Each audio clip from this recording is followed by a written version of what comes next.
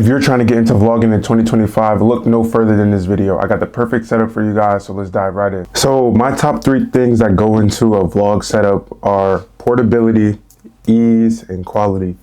If you're vlogging, you don't want to vlog with something that's going to be big, a big setup, a big lens, like something that's going to just take up space, because it's going to demotivate you and you're not going to want to do anything. You're not going to want to pull it out. You're not going to want to record. You're not going to want to do anything. So vlogging, you need to have it. You need to have portability. Like, you want to be able to pull it out your book bag, turn it on, use it, get on the way. You want to be able to put it away, bring it out whenever. Trust me, I know, I vlog. So when I used to have a big setup, it was just so unmotivating. Like, you just don't want to do it. Like, it's just so obvious that you're recording. Your setup is huge. It's so heavy. So portability is one. The camera and what I'm going to suggest is definitely good for portability. Ease as well. You want to be able to turn it on and record in literally no more than 30 seconds. If anything takes more than 30 seconds to set up, change a setting, or do, then that's not a camera that I think is suitable for vlogging. And quality, you want something that's going to give you the best quality possible. So those are really the 3 things that matter. Quality, especially, because nobody wants no janky footage. Like, nobody's watching that. That also goes with audio. You don't have a good vlog without good audio. And the setup and the camera I'm going to give you guys, it's actually right here, is a camera I recommend to anyone, advanced users, beginners, anybody. Just because of the price, the size, and everything that comes with it, I recommend the Sony ZV-E10. So let me show you guys that. This camera is so small. It literally does everything. Like, this is like literally the best vlog camera. So I'm gonna give you guys a deep dive into that, tell you guys why I recommend it, things you guys should get for it, and how to use it. Okay, so let's dive into the camera. So right now I have the Sony 10-20 wide angle vlog lens. So this gives me the opportunity to vlog from a wider angle even when the camera is close, and I can also zoom it into 20. So this is a nice wide angle lens. So when you talk about the camera, you get the fully articulating flip out screen so you can see yourself vlog. I normally attach a tripod here. I use the Sony tripod because it has the buttons so I can control the camera, but this camera is perfectly fine handheld. You can just use the stabilization feature if you're worried about shaky footage. You can also use Catalyst Browse application to where you can throw your footage in there and then they can stabilize it for you. The camera itself is also built very well. It has metal, most of it is metal, has a rubber grip right here. Some of it is plastic, but the top, like near the mic, is definitely metal. I have a small rig cage to also protect it. Let's see if I can see that. So there's a cage on there all around it just to protect it. So that's pretty much this is pretty much the setup I use. So now I'm gonna go into the specs for you guys. So this camera can shoot in 4K up to 24 frames per second. So if you were thinking about shooting 4K, you definitely can. If you're shooting 1080, you get, 120, 60, 30, whatever frame rate you want to use for vlogging. Now, the best thing about this camera is you get interchangeable lenses. So you'll probably start off with the 16-55 kit lens, which is not that good of a lens, but it's good enough to start with. So you can go ahead and get a Sony lens like this 10-20. You can get the 11mm 1.8, I'm pretty sure, and then you can get the Sony 15 1.4. So all of those are good vlogging lenses. They all serve a different purpose. You can definitely research some videos on those as well. Or you can even go for more cheaper lenses like the Sigma 16mm, which is great. I feel like that is a great starting lens if you're trying to get into vlogging. So make sure you research on your lenses, because this camera allows you to change lenses and have all types of different lenses for different purposes. Like, you can even start using this camera for, for your vlogs. If you want to get B-roll, you can get a lens with a little bit more focal length so you can get those B-roll shots. Now, I will say the quality of the camera is great. For a budget entry line vlogging camera, this camera does more than it needs to, in my opinion. There's so many cool features like product showcase, where you can bring something up to the camera and it'll just focus instantly. You also have background defocus, so you can make your background blurred with the touch of a button. Like, I really feel like this is the ultimate content creator camera in this era, just for the price and the features that it comes with. Now, there are drawbacks where it's like since the camera is crop sensor, APS-C, you do want to try and find a lens with an aperture of like 1.4, 1.8, 2.8 to let in more light, because when it gets dark, it does get hard for the camera to keep up because the sensor's so small and not that much light is coming in. But that's easily fixable when you get lenses like the Sony 15mm 1.4 or the Sigma 16 1.4, like things like that. When you get lenses like that, you can definitely help the camera in terms of low light. But besides that, the camera literally does everything well. I would just say be careful of rolling shutter and the low light. Okay, now to fully maximize this camera, you're gonna need a couple of accessories. For starters, get a mic. Get a mic. You need a mic. No matter what you do with this camera, you need a mic.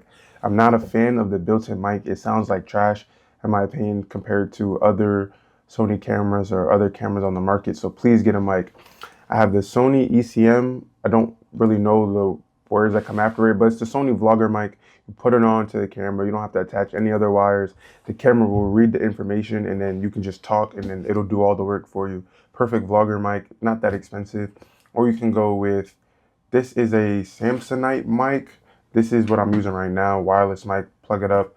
So just invest in a mic. Even if you get a Rode mic, one of the cheaper Rode mics that you plug in, anything is better than nothing when it comes to this, because you don't have a good vlog without good audio. Never forget that. Now, get a vlog style lens. I've been using this 10-20 for about a year now. I like it. It's f4, so I'm not a fan of it in low light, but if I need to use it in low light, go get you a video light. I have a small rig cage, so I can just attach it right here onto the side, and now I have a light. But now that I'm rocking lenses that use 1.4 apertures or 1.8s, I'm allowed to not really have to use a video light because the image looks good straight out of camera since I am using a wider aperture and more light is coming in. So I will say, keep in mind when you buy your lenses, see what you want to do and see when you're going to be vlogging, how you're going to be vlogging, so you can just get the right type of equipment. That's the best advice I can give, because I was so confused on how and what equipment I needed until I actually ended up vlogging, and then you know your strengths and weaknesses, and then you know where to upgrade, what to get and what not to get, because you really don't need everything. Like this 10-20 f4 was perfectly fine in all scenarios for a while until I just felt the need to go and get something with, you know, a prime lens with bigger, wider aperture.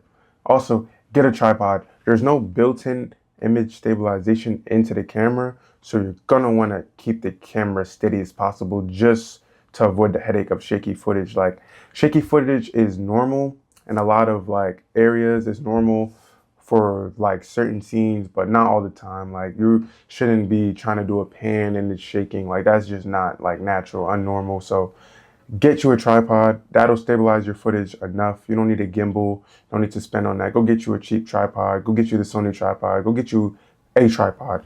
Attach it to the bottom of the camera, screw it in. Now you have something you can hold to keep the camera as steady as possible. So definitely go get a tripod.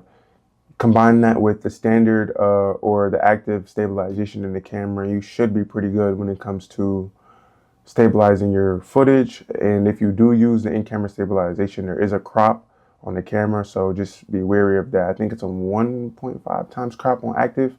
I think, don't quote me on that, but try it out for yourself for sure. So let's talk about my personal experiences with this camera. I've been using this camera for about, I got it in June of 2023. This was like really my first real camera besides a Canon I had a while ago, but it wasn't made for vlogging. So this was my first vlogging camera. And from today until now, there's been so many other cameras that I have got, cameras that have come out, but this still has stuck to be my daily vlog camera. Like, if I just want to vlog and that's it, I'm grabbing the ZV-E10. Like, the ZV-E10, once you get it, there's no need to upgrade. This is the Mark 1. They also have the Mark 2, which is a little bit better, but if you're like debating the price, the ZV-E1 Mark 1, the ZV-E10 Mark 1 is more than enough. More than enough. Like, this camera can just do so much. And don't forget, like, with cameras, you have to learn them over time. So you're going to be learning with the camera.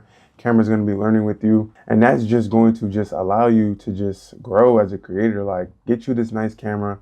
Start off with something cheap, relatively cheap. Go get some lenses. Try things out and just vlog and create the content. But in my experiences using the camera has never failed me. Like, this camera, I feel like it just doesn't need to be upgraded. Like, when I want to vlog, I'm going to use this. I also have a 6700 now that I like to use when I want to do photos as well. And that's also something that I should have mentioned. This camera can take good photos. I use it to take photos all the time. So this camera is one of those cameras, like you can do whatever you want. Like whatever you want to do with this camera, you can. It's honestly the best social media camera you can get for the price. But for vlogging, for sure, if you're trying to get into vlogging, go grab this camera. You won't think twice. You get nice colors straight out of camera. You can apply some stuff to make your footage look a little bit better if you don't want to use the standard picture profiles. Like this camera will do more than enough. I'm pretty sure it can handle heavy workload. Like people have made professional movies, videos from this camera. So don't be hesitant to grab this camera. From my experience, this is overall the best value vlog camera. Go watch the videos on my channel. I use this all the time. All my vlogs, all my vids are pretty much from this camera. I've been using my A6700 more as of late, but this camera has never let me down. So if you're trying to get into vlogging 2025, I hope you watch to the end, and I hope you know which camera you need to go get right now, what you need to go get, and I hope you go get started right now. Appreciate you guys for tuning in. I'll be back real soon. Thank you.